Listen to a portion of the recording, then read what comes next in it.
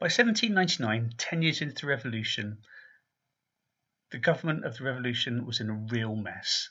The people of France, and especially the people of Paris, were still starving. There were still food shortages.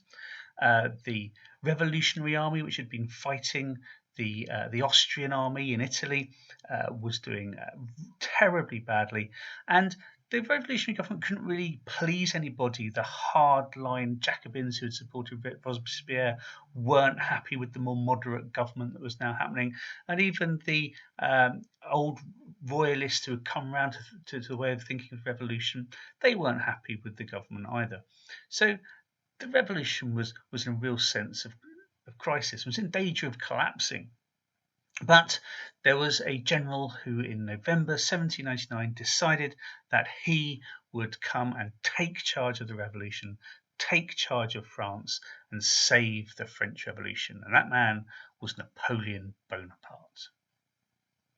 And Napoleon Bonaparte was born on Corsica, an island to the south of France, and at the age of 15 he enrolled into a military academy and was apparently a very talented soldier and completed the 2-year course in just 1 year.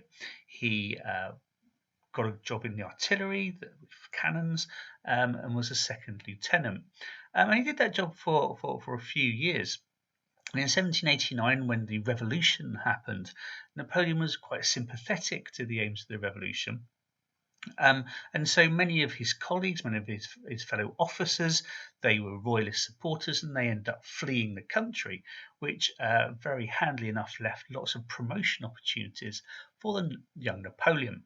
So he served in the Revolutionary Army, touring the country, putting down royalist rebellions. And his time to shine really came in 1793 at a siege of a town called Toulon, where he heroically charged at some fortifications in Toulon, had his horse shot and killed from underneath him. He himself was badly wounded, but the stories go that he bravely led his troops to capture Toulon, which caused him to have a further promotion. The following year, he also showed his leadership skills in being able to crush a royalist uprising that had happened in Paris itself, and through very brutal tactics, including the use of cannon, killed 300 royalists who were supporting a counter-revolutionary action in Paris. And this brought him quite a lot of fame in not only in Paris but in France. This helped him to court and to woo a young Josephine de Beauharnais, who he married in 1796.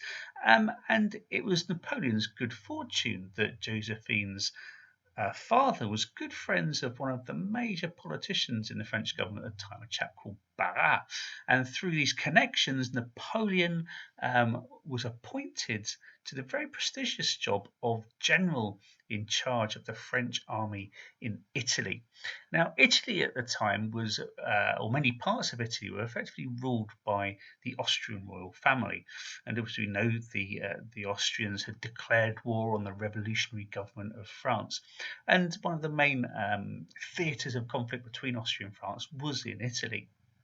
And the revolutionary army was not doing very well until Napoleon took over, and he introduced reforms into the army. And through his leadership and these reforms, the French began to turn the tide of the war.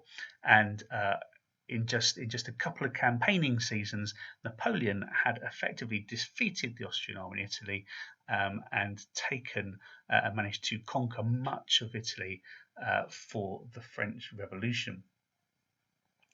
Then in 1798, he decided to lead the French army against the British colony in Egypt.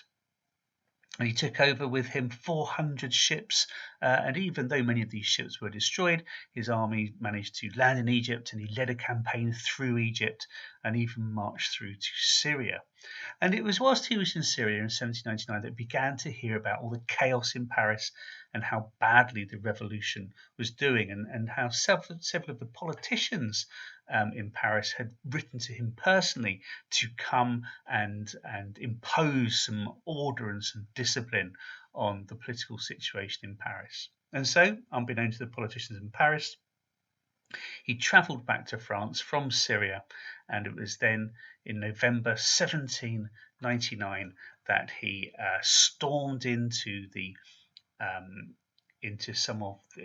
government of Paris, into the revolutionary government, and claimed control of the revolutionary government himself, backed by his armed military might.